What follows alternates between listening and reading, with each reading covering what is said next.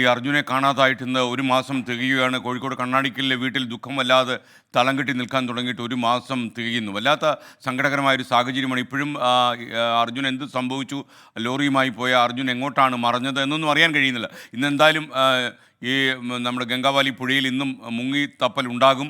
ഒരുപക്ഷെ ഇന്ന് എന്തെങ്കിലും ഒരു ഒരു ഒരു മറുപടി നമുക്ക് ലഭിക്കുമെന്നുള്ള പ്രതീക്ഷയിലാണ് ഈ ഒരു മാസം തികയുന്ന വേളയിൽ. ഇപ്പോൾ കണ്ണാടിക്കലിലെ അർജുൻ്റെ വീട്ടിൽ ദീപക് തർമ്മടം എത്തിയിട്ടുണ്ട്. ദീപക് തത്സമയം ചേരുകയാണ്.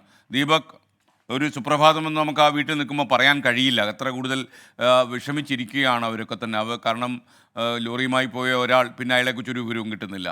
മകന് വേണ്ടി കാത്തിരിക്കുന്ന അമ്മ, ഭർത്താവിന് വേണ്ടി കാത്തിരിക്കുന്ന ഭാര്യ, സഹോദരന് വേണ്ടി കാത്തിരിക്കുന്ന സഹോദരി, എല്ലാം അവിടുത്തെ ചിത്രമാണ്. കുട്ടിയുണ്ട്. അപ്പോൾ എന്താണ് അവിടുത്തെ ഒരു ഒരു ഒരു അവസ്ഥ എന്താണിപ്പോൾ? അവർക്ക് വലിയ പ്രതീക്ഷയായിരിക്കുമല്ലോ ഇന്നും. SKN ഒരു ഗുഡ് മോർണിംഗ് പറയാൻ പറ്റാത്ത മാനസികാവസ്ഥയിലാണ് ഒരുപക്ഷെ SKN പറഞ്ഞതുപോലെ തന്നെ നമ്മൾ ഇവിടെയുള്ളത്. കണ്ണാടിക്കൽ ഗ്രാമമാകെ കഴിഞ്ഞ ഒരു മാസക്കാലമായി കാത്തിരിപ്പിലാണ്. ജൂലൈ 16-നാണ് അർജുനെ കാണാതായത്. ഇന്നേക്ക് ആഗസ്റ്റ് 16-ന് ഒരു മാസം തികയുന്ന വേളയിലാണ് നമ്മൾ അർജുൻ്റെ വീട്ടിൽ. പലപ്പോഴും ഞാൻ അർജുൻ്റെ വീട്ടിൽ വന്ന് അച്ഛനോടും സഹോദരിയോടും സംസാരിക്കും പറ്റാത്തൊരു മാനസികാവസ്ഥ ആയതുകൊണ്ട് തന്നെ പല ദിവസങ്ങളിലും ഇങ്ങോട്ട് വരാതിരിക്കലായിരുന്നു. പക്ഷേ ഇന്നത്തെ ദിവസം അവരോട് അഭ്യർത്ഥിച്ചപ്പോൾ അവർ തത്സമയം ചേരാം എന്ന് നമ്മളോട് പറയാനുണ്ടായത്. SKN നേവി അധികൃതരോടും ഒക്കെ നമ്മൾ സംസാരിക്കുന്ന സമയത്ത് നമ്മൾ അവിടെയുള്ള ഷിരൂരിലെ നമ്മുടെ ടീമിനോട് സംസാരിക്കുമ്പോഴൊക്കെ വലിയ പ്രതീക്ഷയിലാണ്. ഈ വേളയിൽ ആദ്യം നമ്മളോടൊപ്പം ചേരുന്നത് അർജുൻ്റെ സഹോദരി അഞ്ജുവാണ് ഇതിൽ ഓരോ കാര്യങ്ങളിലും അപ്പോൾ ഇടപെടുകയും ചെയ്യുന്നത്. ഒരുപക്ഷെ അഞ്ജു ഒരു ബാങ്ക് ഉദ്യോഗസ്ഥയാണ്. അഞ്ജു, ഇന്നിപ്പം ഒരു മാസമായി. നമ്മളിപ്പോഴും പ്രാർത്ഥനയിലാണ്, പ്രതീക്ഷയിലാണ്. അർജുൻ എവിടെയെങ്കിലും, ഞാനൊക്കെ പറഞ്ഞിരുന്ന ഏതെങ്കിലും ആദിവാസികളായിട്ടും അർജുനെ കൊണ്ടുപോയി രക്ഷപ്പെടുത്തിയിട്ട് ചികിത്സ നടത്തുകയായിരിക്കും എന്ന് നമുക്ക് പ്രതീക്ഷിക്കാവുന്നത്. ഇന്നത്തെ ഒരു സാഹചര്യത്തെ എങ്ങനെയാണ് കാണുന്നത്? അല്ല, നമ്മൾ യാഥാർത്ഥ്യത്തിലേക്ക് പെട്ടെന്ന് തന്നെ വരും എന്നുള്ളൊരു വിശ്വാസമുണ്ട് ഇപ്പം. പിന്നെ എന്താണെങ്കിലും ഇന്ന് വീണ്ടും തുടങ്ങുമല്ലോ, നോക്കാം. ഇന്നത്തെ ഒരു തെരച്ചിൽ, ഇന്നലെ കാർവാറിന്ന് ചിലത് കിട്ടിയ വിവരങ്ങളൊക്കെ നിങ്ങളെ അറിയിച്ചിരുന്നു? കാർവാറിൽ എന്ന പാലം ഇടിഞ്ഞ സമയത്ത് ട്രക്ക് പൊക്കിയിട്ടുണ്ടായിരുന്നു. അപ്പോൾ അവിടെ കുറച്ച് ക്രെയിനും അങ്ങനത്തെ സംഭവങ്ങളൊക്കെ യൂസ് ചെയ്തിട്ടുണ്ട്. അതൊക്കെ ഒരു പക്ഷേ ഇന്ന് നമ്മുടെ ഷിരൂരിലേക്ക് എത്തിക്കും എന്നുള്ളൊരു ഇൻഫർമേഷൻ ഇന്നലെ കിട്ടിയിട്ടുണ്ടായിരുന്നു. അവിടെ ഹസ്ബൻഡൊക്കെ ഉണ്ടായിരുന്നു. അപ്പോൾ അദ്ദേഹം പറഞ്ഞാണ്, നോക്കാം, അങ്ങനെയുള്ള ഉപകരണങ്ങളൊക്കെ ഉപയോഗിച്ചിട്ട് കുറച്ചുകൂടി സ്പീഡായിട്ടൊന്ന് എന്തെങ്കിലും ഒരു നമുക്ക് എന്തെങ്കിലും തെളിവ് എന്തെങ്കിലും കിട്ടുമോ നോക്കാം. ഈ ഒരു മാസം പോയ ഒരു അവസ്ഥ, ഈ ഒരു മാസം ഒരു പക്ഷേ ജീവിതത്തിൽ ഒരിക്കലും ആർക്കും ഉണ്ടാവരുതെന്ന് ആഗ്രഹിക്കുന്ന ഒരു മാസക്കാലമാണ്. എങ്ങനെയാണ് അഞ്ജു? അല്ല, നമ്മളൊരു സാധാരണ ആളുകളാണ്.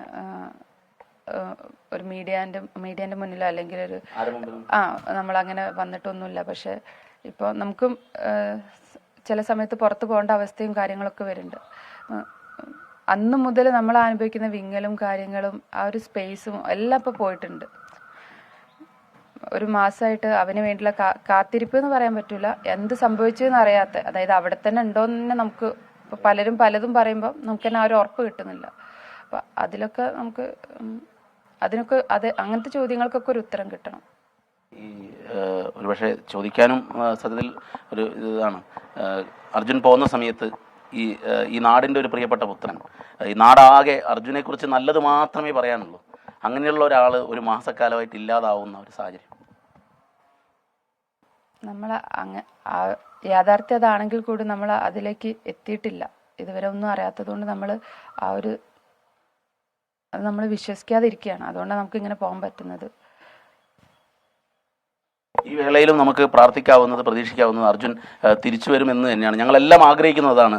അർജുൻ തിരിച്ചു വരുന്നൊരു വാർത്ത ചെയ്യാൻ പറ്റണമെന്ന് ആത്മാർത്ഥമായ പ്രാർത്ഥനയാണ് ഞങ്ങൾക്കെല്ലാം ഉള്ളത്. ഞങ്ങളും അതേമാതിരി തന്നെയാണ് പ്രാർത്ഥിക്കുന്നത്. പക്ഷെ ഇത് പോരല്ലോ, അതും പോരാ. അതിനപ്പുറത്തേക്ക് ഒരു സത്യമുണ്ട്. ആ സത്യം എന്താണെന്ന് അറിയണം. അതിനു വേണ്ടിയിട്ടാണ് നിങ്ങളും ഒരുപാട് ആളുകളും ഇതിനു വേണ്ടിയിട്ട് കാത്തിരിക്കുന്നത്. ഷിരൂരിലെ തെരച്ചിൽ, ഇന്നത്തെ തെരച്ചിൽ പ്രതീക്ഷയുണ്ടെന്നാണ് നേവി അധികൃതർ ഉൾപ്പെടെ പറയുന്നത്. അതെ, നമുക്ക് ആ ഒരു പ്രതീക്ഷപ്പം കഴിഞ്ഞ ദിവസങ്ങൾ വീണ്ടും പുനരാരംഭിച്ചത് മുതൽ നമുക്ക് ആ ഒരു പ്രതീക്ഷയോടെ തന്നെ കാത്തിരിക്കുന്നത്. SKN കൂടുതൽ ചോദ്യം ചോദിക്കാൻ പറ്റാത്തൊരു മാനസികാവസ്ഥയിലാണ്. അർജുൻ്റെ അച്ഛൻ ഇവിടെയുണ്ട്. അച്ഛൻ പൊതുവേ സാധാരണ മാധ്യമങ്ങളോട് സംസാരിക്കാറില്ല. പക്ഷേ ഇന്നത്തെ ഒരു ദിവസം അച്ഛൻ നമ്മളോടൊപ്പം ചേരുകയാണ്. ഇന്ന് തെരച്ചിൽ നടക്കുന്നു, 30-ാം ദിവസമാണ്. എൻ്റെ മോനെ എങ്ങനെയെങ്കിലും എനിക്കൊന്ന് ഇവിടെ എത്തിച്ചായിരുന്നു. ഞങ്ങൾ മോനെ എത്രയോ ദിവസം ഇവിടെ കാത്തു കൂത്തിരിക്കുക. മോനെ ഞങ്ങൾ ഇവിടുത്തെ തൂണ.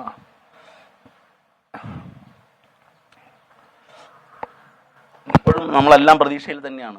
യാഥാർത്ഥ്യം എന്തൊക്കെയായാലും ഇപ്പോഴും നമ്മുടെയൊക്കെ പ്രാർത്ഥനയും പ്രതീക്ഷയും അർജുൻ തിരിച്ചു വരും, അർജുൻ എവിടെയോ സുരക്ഷിതനായി ഉണ്ടെന്ന് തന്നെയാണ്. എന്താ പറയുക, ഇതൊന്നും പറയാൻ കിട്ടുന്നില്ല. എൻ്റെ മോനെ മാത്രമേ ചിന്തയായിട്ട് മനസ്സിലങ്ങനെ ഇരിക്കുകയാണ്. എസ്കേൻ, ഇതാണ് അവസ്ഥ. അച്ഛൻ ഒന്നും പറയാൻ പറ്റാത്ത ഒരവസ്ഥയിലാണ്. ഈ കുടുംബത്തിനൊപ്പം നിൽക്കുക എന്നുള്ളതാണ്, സ്റ്റാൻഡ് വിത്ത് അർജുൻ ഫാമിലി എന്നുള്ളതാണ് നമുക്ക് ഈ വേളയിൽ പറയാൻ സാധിക്കുന്നത്. എസ്കേൻ. ഓക്കെ, ദീപക് ധർമ്മടമാണ് കോഴിക്കോട് കണ്ണാടിക്കലിലെ അർജുൻ്റെ വീട്ടിൽ നിന്ന് നമുക്കൊപ്പം ചേർന്ന്. എന്തായാലും ഇന്ന് ഷിരൂരിൽ ഗംഗാവാലി പുഴയിൽ അർജുൻ ഓടിച്ച ലോറിക്കും എന്ത് സംഭവിച്ചു എന്നറിയാൻ വേണ്ടി ഈശ്വർ മാൽപ്പയുടെ നേതൃത്വത്തിൽ മുങ്ങിത്തപ്പുകയായിരിക്കും ഇന്നത്തെ ദൗത്യം. എന്തായാലും ഈ ഓപ്പറേഷനിൽ ഇന്നത്തെ ഓപ്പറേഷനിൽ എന്തെങ്കിലും ഒരു വിവരം നമുക്ക് ലഭിക്കുമെന്ന പ്രതീക്ഷയിലാണ്.